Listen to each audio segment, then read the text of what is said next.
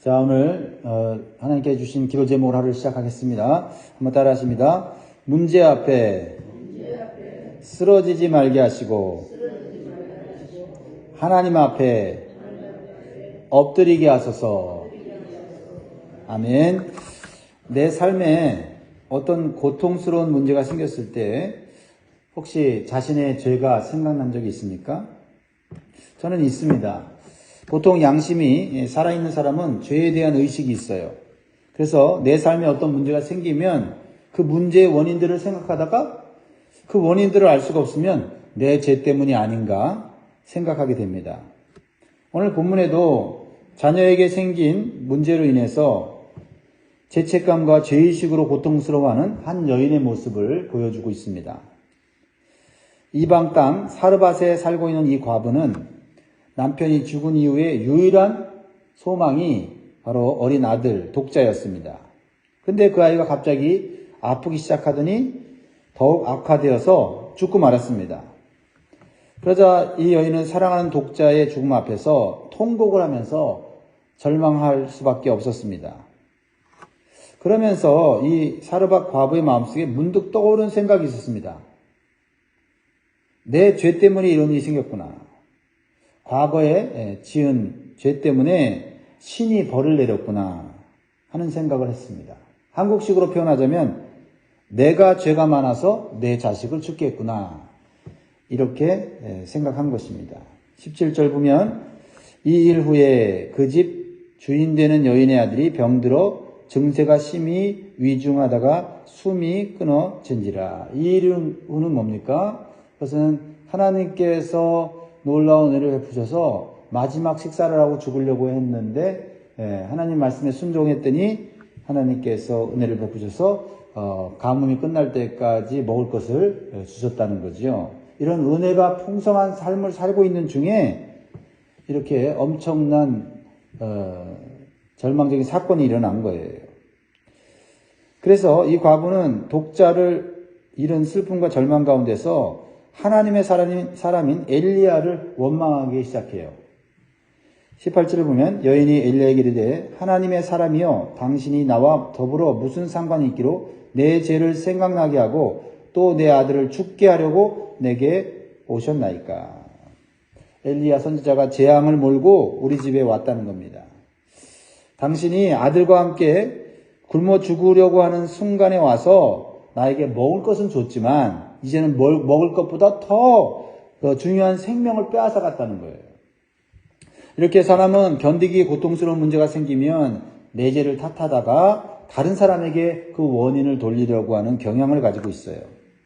그러다가도 문제가 해결되지 않으면 결국 보이지 않는 하나님을 원망하기 시작합니다. 하나님이 자신의 아들을 죽게 했다는 겁니다. 이 과부가 두려워서 하나님을 직접적으로 지금 대적하지는 못하지만은 하나님의 종인 엘리야 선지자에게 간접적으로 말하고 있는 것입니다. 지금 자신의 죄를 탓하고 엘리야 선지자를 탓하고 하나님을 원망하는 이 여인은 참 얼마나 고통스럽고 괴롭겠습니까? 그러나 그런다고 해도 문제가 해결되고 있지 않지요. 우리는 이 여인의 생각과 신앙관이 과연 옳은 것인가 한번 생각해 보아야 합니다. 이 과부의 신앙관은 이방신을 섬기는 사람들의 신앙관과 비슷해요. 이방신은요, 잘못하면 무조건 재앙을 주는 신으로 생각을 했습니다. 그래서 이방신을 조금이라도 분노케 하면 재앙을 내리기 때문에 항상 이방신에 대해서 두렵고 불안한 마음을 갖고 있어요. 그래서 이방신이 분노하지 않게 뭔가 해드려야 된다는 그런 생각을 가진 사람들이 이방 신을 섬기는 사람들의 의식이에요. 이 과부는요, 하나님에 대해서도 그렇게 잘못 생각하고 있었어요.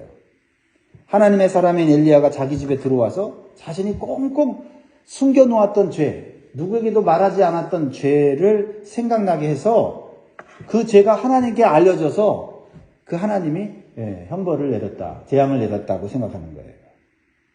그러나 이 여인의 하나님에 대한 지식은 올바른 것이 아니었습니다. 하나님은 죄에 대해서 심판하시고 불행케 하시는 분이 아니라 죄를 깨닫게 하심으로 죄를 해결해 주신 분이라는 거죠. 그렇습니다. 사랑하는 성도 여러분, 우리가 하나님에 대해서 올바른 지식과 믿음을 가질 때 우리는 오히려 불행 가운데서 소망을 가질 수 있고 문제 해결의 은혜를 받을 수 있는 줄 믿습니다. 우리가 믿는 하나님은 우리 인간들에게 은혜와 공유를 한없이 베풀어 주시는 분입니다. 물론 죄를 짓고 그 죄를 해결하지 않고 그 죄를 계속 숨기고 쌓아두면 심판을 받겠죠. 그러나 지은 죄가 깨달아질 때는 그것은 하나님의 은혜를 베푸시는 거예요. 해결 기회를 주시는 것입니다. 그리고 그 죄를 해결해 주시는 거예요. 요한일서 1장 9절에 만일 우리가 우리 죄를 자백하면 그는 미쁘시고 의로우사 우리 죄를 사하시며 우리를 모든 불의에서 깨끗하게 하실 것이요. 죄를 지었어도 하나님 앞에 우리가 진실되게 고백하면 그 죄를 용서해 주신다. 특별히 예수 믿은 후에 우리가 예수님의 보혈의 능력을 믿고 있지 않습니까? 예레미야 29장 11절에 하나님이 어떤 분인지를 우리에게 잘 알려주고 있지요. 여호와의 말씀이니라 너희를 향한 나의 생각을 내가 아나니 평안이요 재앙이 아니니라 너희에게 미래와 희망을 주는 것이니라. 비록 우리의 삶 가운데 재앙이 온다 할지라도 그 재앙을 통해서 하나님 우리를 불행하게 만들려는 게 아니라 그 재앙을 통해서도 소망을 갖게 하고 하나님께 돌아가게 하고 하나님의 은혜와 축복을 경험하게 하시려는 것이 하나님의 원뜻이다라는 거예요. 그걸 오해하고 하나님을 원망하고 하나님을 이방신처럼 치부해버리면 불행한 삶을 계속 살 수밖에 없어요. 이 사르밧 과부는 아직 하나님에 대한 온전한 지식과 믿음을 갖고 있지는 않습니다. 현재 이 과부가 하나님에 대해서 가지고 있는 믿음은 무엇입니까? 이 과부가 가진 하나님에 대한 믿음은 사람의 먹고 사는 문제를 해결해 줄 수 있는 능력 있는 하나님이다. 그 정도 능력 있는 하나님이라는 거예요. 이것은 그녀가 직접 체험했죠. 그렇죠?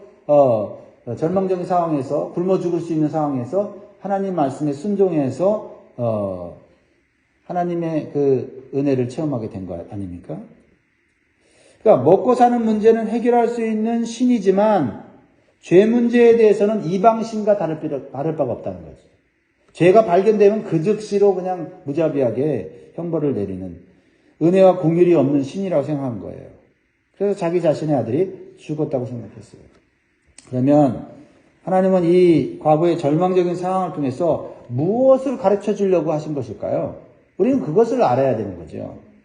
하나님은 이 과부에게 육신의 문제뿐만 아니라 죄와 생명의 문제를 해결할 수 있는 구원의 하나님이신 것을 보여주기를 원하셨다는 거죠. 그걸 알면 이 절망적인 상황 가운데서도 소망을 갖게 되는 거예요. 그러니까 우리가 하나님에 대해서 아는 지식, 하나님에 대한 온전한 믿음을 가지면 절망적인 상황이 문제가 되지가 않습니다. 하나님은 삶의 고통스러운 문제를 통해서 하나님의 능력을 더욱 체험할 수 있기를 원하십니다. 내가 현재 알고 있는 하나님보다 더 큰 하나님을 알기를 원하세요. 그래야 나의 신앙과 믿음이 지금보다 한 단계 자라나고 성숙해질 수 있기 때문입니다. 그러기 위해서는요, 문제 앞에서, 고통 앞에서 내 탓하고 남 탓하고 하나님 탓하는 것은 아무런 소용이 없습니다. 하나님 앞에 나아가서 하나님의 뜻과 계획을 물어볼 수 있는 믿음의 기도가 필요하다라는 거죠. 알 수 없어도, 그렇죠? 왜 이런 일이 나에게 일어났는지, 하나님 앞에 나아가서 기도할 때 문제의 실마리가 풀리기 시작한다는 겁니다. 이제 하나님의 사람 엘리야 선지자는 어떻게 합니까?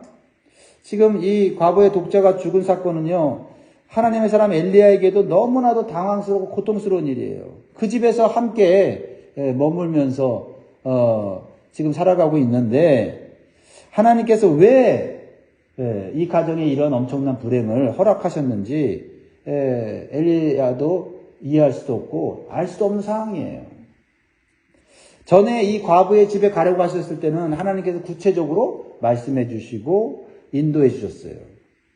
그래서 죽으려고 했던 과부의 순종을 통해서 생계의 문제를 해결하고 평안한 생활을 좀 이어가고 있었던 것입니다. 그런데 갑자기 이 과부의 독자가 병들어 죽게 되었어요. 그래서 모든 원망과 비난의 화살이 지금 엘리야로 향하고 있어요. 얼마나 이 엘리야가 참 당황스럽고 괴로웠겠습니까? 그런데 엘리야가 당황스럽고 괴로운 것은요, 이 과부처럼 하나님에 대한 불신앙이 아니었어요. 엘리야는요, 하나님이 얼마나 능력이 크신 하나님인지를 이미 알고 있는 사람이에요. 그런 믿음의 사람입니다. 하나님은 생명의 주관자이심을 이미 알고 있어요. 믿고 있어요. 그렇다면 하나님이 이 아이를 죽게 하지 않을 수도 있는데 왜 죽게 했을까 하는 마음에 궁금증이 생긴 거 아닙니까? 분명히 하나님의 뜻과 계획이 있는 것 같은데 왜 하나님께서 갑자기 이런 일을 행하셨는가? 그리고 무엇보다도 지금 하나님을 오해하고 있는 이 과부에게 어떻게 설명해주고 어떻게 말해야 되는지 참으로 난감한 상황이었다는 겁니다. 이렇게 하나님의 뜻을 알 수 없을 때 믿음의 사람이 먼저 기도의 자리로 나아가야 된다. 하나님의 사람 엘리야가 이 절망적인 과부와의 부정적인 대화를 잠시 이제 중단해요. 더 이상 뭐 대화를 한다고 해결되지 않아요. 원망하죠. 부정적인 생각을 하죠. 그러니까 그 끝이 없어요. 그래서 죽은 아이를 데리고 다락으로 올라가 기도하기 시작합니다. 현재 이 과부는요, 하나님께 나아갈 믿음이 없어요. 그렇죠? 하나님 원망하고 있고, 하나님에 대해서 죄책감을 갖고 있고, 그래서 엘리야가 대신 이 과부의 문제를 가지고 하나님께 기도의 자리로 나아가게 됐다는 겁니다. 이게 여기서 굉장히 중요한 포인트죠. 그러면서 엘리야는 부르짖는 기도 속에서 왜 이런 일이 생겼는지를 하나님께 묻는 거예요. 하나님만이 모든 걸 아시니까요. 20절 보세요. 여호와께 부르짖어 이르되 내 하나님 여호와여 주께서 또 내가 우거하는 집 과부에게 재앙을 내리사 그 아들이 죽게 하셨나이까 하고. 그래서 또라는 단어가 나오죠. 그러면 하나님께 이전에 어떤 재앙을 내리셨다는 거예요. 그것은 이스라엘 백성들이 하나님을 버리고 우상 숭배를 하니까 하나님께서 여러 차례 경고를 한 후에 말을 안 들으니까 3년 6개월 동안의 가뭄을 내리신 것을 말하는 거예요. 그런데 엘리야는 지금 하나님 앞에 묻는 거예요. 그런데 이 과부에게 어떤 계획이 있길래 하나님께서 이 재앙을 거두어가지 않으시고 그대로 행하셨는가? 그 아들이 죽게 하셨는가? 지금 묻고 있는 거예요. 그래서 하나님께서 어떠한 뜻과 계획을 갖고 계신지를 지금 간절히 묻고 있는 것입니다.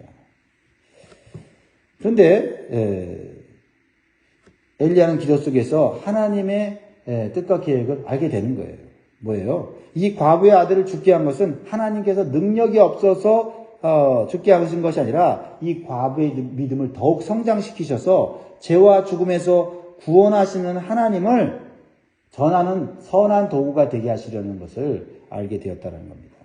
이스라엘 백성에게만 하나님의 구원은 임하는 것이 아니라 이방인에게도 하나님의 구원의 은총이 임한다는 것을 보여주시려고 하는 거였다는 거죠. 하나님의 생각은 우리의 생각보다 훨씬 더 깊고 넓습니다. 그래서 단순히 사건만 보고 하나님을 이해하지 못한다고 하나님을 원망해서는 안 되는 거죠. 그래서 엘리야는 이제요 기도의 내용을 바꿔요. 그래서 이 아이의 생명이 돌아오게 해달라고 간절히 기도하기 시작합니다. 21절 보세요.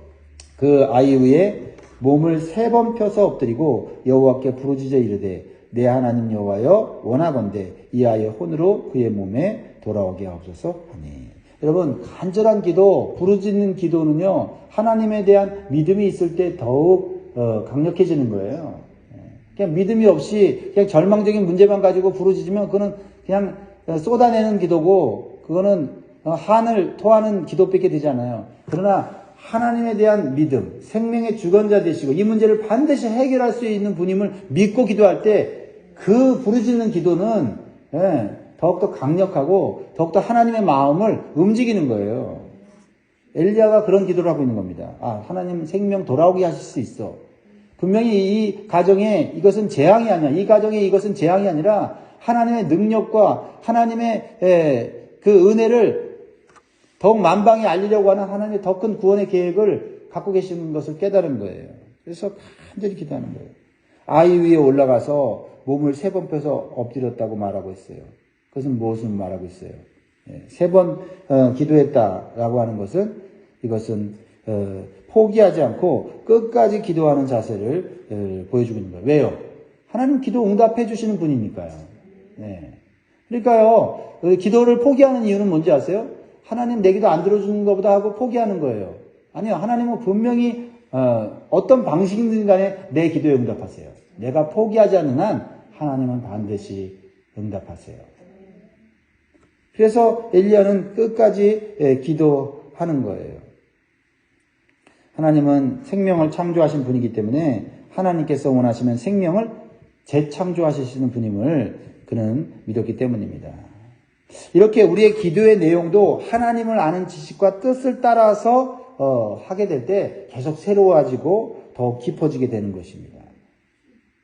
자, 그 기도의 결과가 어떻습니까? 22절 같이 있습니다. 시작. 여호와께서 엘리야의 소리를 들으심으로 그 아이의 혼이 몸으로 돌아오고 살아난지라. 하나님께서는 우리가 소리를 내서 기도할 때 들으시는 거예요. 우리가 그런 자신감이 있어야 돼요. 내가 지금 소리를 내서 기도할 때 사람만 듣는 게 아니에요. 하나님이 들으시는구나. 사람은 들어도 문제를 해결을 못하지만 하나님은 그 소리를 들으시면 문제를 해결해 주신다라는 거예요. 할렐루야. 하나님께서 이 과부의 정말 목숨과 같은 아들을 다시 그녀의 품으로 보내주시는 은총을 베풀어 주셨어요. 하나님께서 생명의 중환자이심을 이 여인으로 하여금 직접 체험하게 하셨다. 단순한 지식이 아니라, 남한테 듣는 지식이 아니라 내가 직접 체험하는 간증이 있을 때 그 믿음이 자라나게 되는 것입니다. 이 기적의 사건은 예수님을 믿는 성도들에게 주어지는 부활의 사건을 상징하고 있는 거예요. 절망적이고 고통스러운 문제가 해결된 후에 이 과부의 생각과 믿음은 어떻게 변화되고 있어요? 이것이 중요하죠. 재난을 만나서 그냥 우리의 생각이 쭈그러들고 우리의 삶이 쭈그러들고 세상 탓하면서 인생을 허비하며 사는 게 아니라 그 재난 속에서 하나님의 놀라운 계획과 하나님의 놀라운 은혜를 발견하게 되면 우리는 그 재난 속에서도 우리의 믿음과 생각이 새로워지는 거예요. 변화되는 거예요. 성장하는 겁니다. 자, 보세요. 23절에 엘리야가 그 아이를 안고 다락에서 방으로 내려와서 그의 어머니에게 주며 이르되 보라 내 아들이 살아났느니라. 하나님께서 죄 때문에 그 아들을 죽인 게 아니라 하나님의 더 큰 계획이 있다라고 말씀을 전하는 거예요.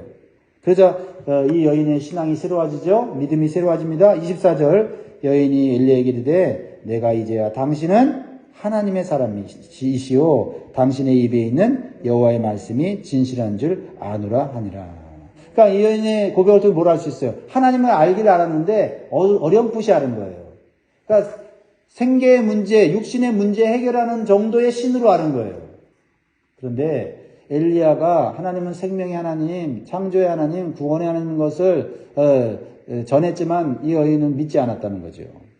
그런데 직접 자신의 삶의 고난과 이 고통을 통해서 하나님을 깨닫게 됐다는 겁니다.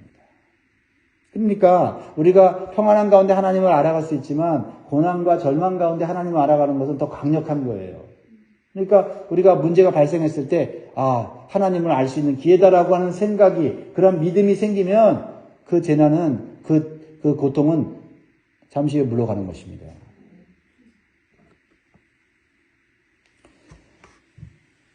그러므로 현재 우리의 믿음과 말씀에 대한 지식이 멈춰져 있으면 더 큰 삶의 문제가 다가올 때 그저 절망하고 원망할 수밖에 없는 거예요. 그죠?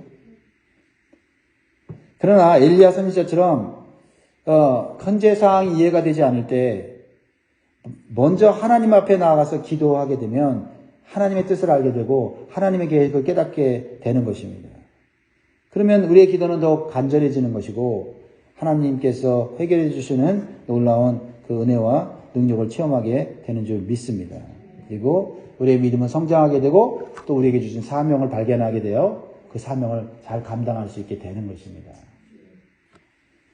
사랑하는 성도 여러분, 절망적이고 고통스러운 문제가 생겼을 때 원망부터 하지 마시고 하나님께 나아가 기도로 문제를 해결하시기 바랍니다. 또한 문제를 가진 사람이 기도하지 못할 때는 믿음을 가진 내가 먼저 나아가 기도함으로써 함께 하나님의 은혜와 능력을 체험할 수 있기를 주의 이름으로 축복합니다. 기도하겠습니다.